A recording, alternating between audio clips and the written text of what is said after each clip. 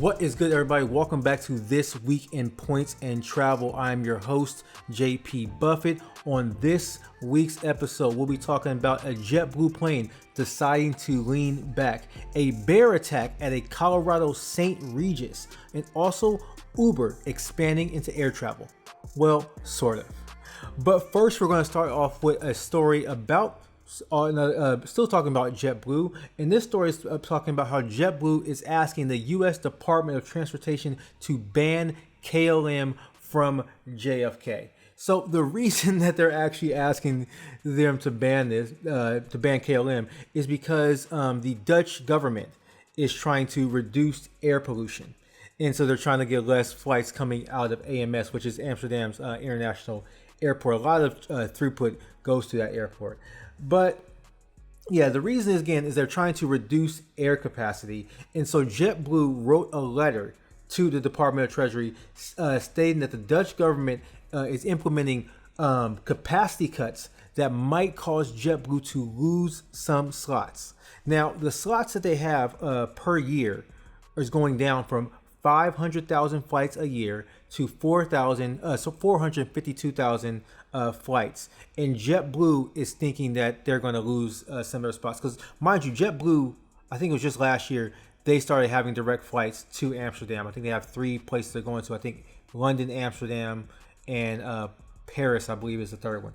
But yeah, they think they might lose some spots if this happens. And so JetBlue is proposing a countermeasure. Potential countermeasure of capping to the capping flights that the Dutch government is deciding to put in. So yeah, so they're having these flights. They started the flights to Amsterdam in August, and they also started them from NYC in August, and they started them from Boston in September. So yeah, they're very recent. So I guess if you think you're the most recent one, then they're going to basically say, last in, first out. I don't know, something like that. But again, yeah, the Dutch government is trying to reduce noise pollution.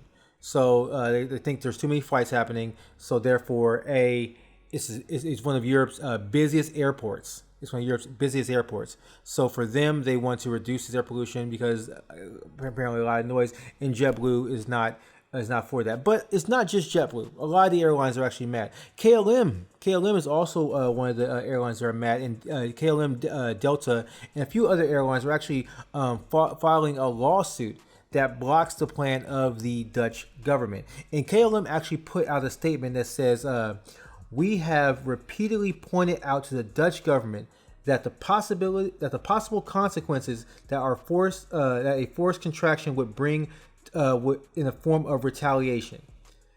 They are very damaging for KLM and endangers the network that connects the Netherlands with the rest of the world." So yeah, they're basically saying what JetBlue said. They're basically saying that, hey, if you block flights coming here, then other places are going to stop us. You can't block flights coming here and other places stop us. So it's a delicate situation. I understand where the Dutch government's coming from with this one. They really want to curb noise pollution. There might be other reasons on top of that, and it's a very busy airport. I just kind of find it kind of laughable.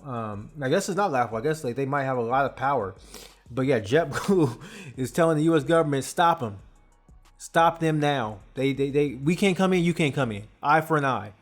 That is wild to me, bro. That is crazy. That's a crazy story. But airlines want to be able to fly where they want to fly. They want to be able to do what they want to do.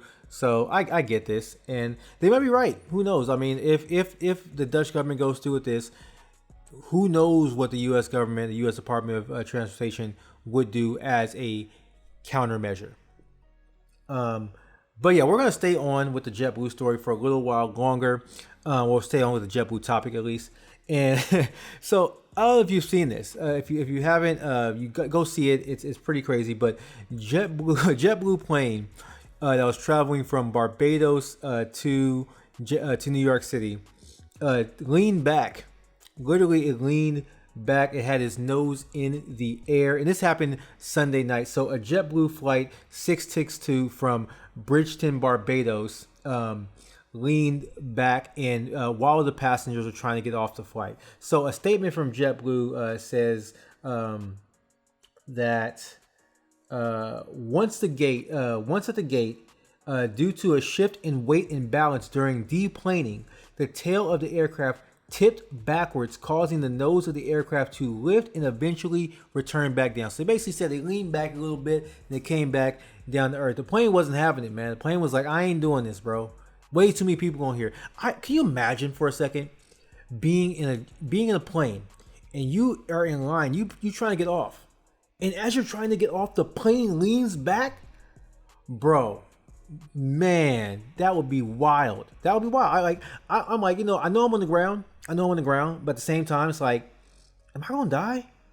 Is this how I go out? Like, man, I listen. I enjoy flying JetBlue. They're annoying at times. They are annoying at times. I do believe that, but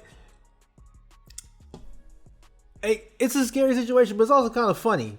Like, not being in a situation is kind of funny when you think about it. It's kind of like, bro, the plane, like you now have a story. Put it that way. If you were on that flight, you now have a story to tell everybody. So there weren't any injuries, and they're going to keep investigating it. The plane has been taken off the line. But yeah, that is a wild story to me. But we're going to move on now to our next story about a bear attack at a St. Regis in Colorado. So yes, our second story, well, I guess our third story now, is about, I don't know if you've heard about this, but there was a bear attack. A bear attacked a security guard at a St. Regis in Aspen. So yeah, in Aspen, Colorado. So what happened was the security guard was attempting to surprise the bear. This is quoting from the article. While attempting to surprise the bear by going through a different area of the kitchen, the bear scratched him and knocked him to the ground. Now, I'm not a very smart man. Well, I try to be, but sometimes I'm not. If there's a bear, I'm not trying to go near the bear. I'm not trying to surprise a bear. That is insane to me, bro. The bear is like what, 800-900 pounds? Nah, I'm good. I'm not messing with a bear, bro. This is not what's gonna happen. But yeah, well, while it's attempting to do this, again, I do feel bad for this guy. Like, I don't know like exactly what was happening. If he was trying to protect other people, that might have been the case. But yeah, he was attempting to surprise the bear. The bear struck him and he hit the ground. He was treated for his injuries, but he was also released Tuesday morning. So that's good. He did, get out of this alive and wasn't harmed too bad, where he was able to come out on Tuesday. So that's a good thing. But yeah, so the bear got into this St. Regis through multiple doorways through a courtyard, and it was like, I'm just wondering how many bears are there in Aspen? Because apparently there are a lot of bears in Aspen. There are a lot of bears, and there's like a lot of bear. They call it bear aware. Basically, they said people should have bear awareness. Bro, if there's a place where I gotta have bear awareness, it's not a place I want to be. So I think this St. Regis might not be on my list personally. But anyways, the bear. So the bear was found near the hotel. The bear was found near the hotel and couldn't be tranquilized, captured safely. So they had to keep going on the hunt to try to find this bear. And it's while trying to find this bear, they actually going through downtown Aspen. They found 8 other bears in search of the bear. So which is there's bears just going around Aspen, and also it's right before hibernation time for these bears. So I'm sure they're trying to be active, trying to get as much food as they can, so they can hibernate and whatnot. So yeah, so that's another thing to keep in mind.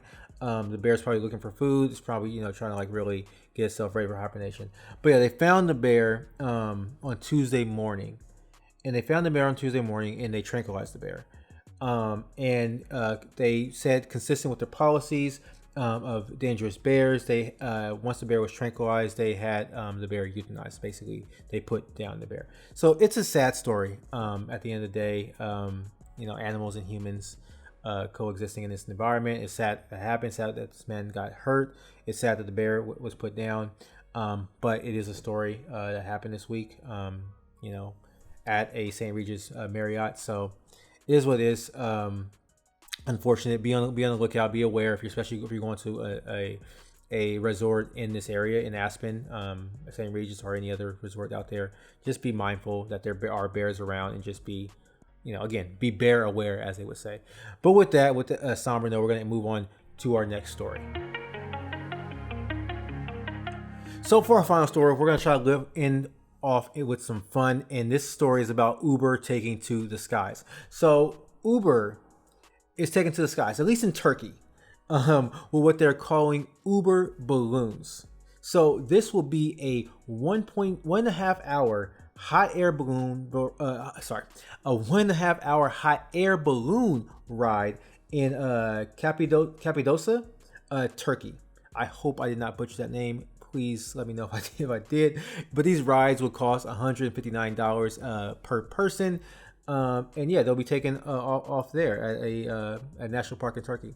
It's pretty cool. I mean, Uber is definitely trying to expand themselves. They're trying to like get things like Uber Eats. Got all these things they're trying to do. So they're really trying to expand just past the car riding service. And when I first saw this story, I really thought that Uber was basically going to like take hot air balloons just across places in the United States, but this is international. Turkey has a lot of tourists that are coming to this area, and hot air balloon rides, they're nothing new. Obviously people have been taking hot air balloon rides around different monuments and whatnot for the longest time, so this is nothing new, but it'll definitely be something that will expand Uber's footprint in Turkey, and it's expanded footprint overall. I mean, it's a fun thing, I think. I haven't done one yet. My wife is she was against. We went to Mexico actually, and she was like, "No, we're not taking a hot air balloon. We are that's in the Yucatan Peninsula. No, we're Tenochtitlan, and we don't want to take the hot air balloon rides there. It's like 6 o'clock in the morning. They're like, all these hot air balloon rides are super early in the morning, but we weren't able to do it, unfortunately.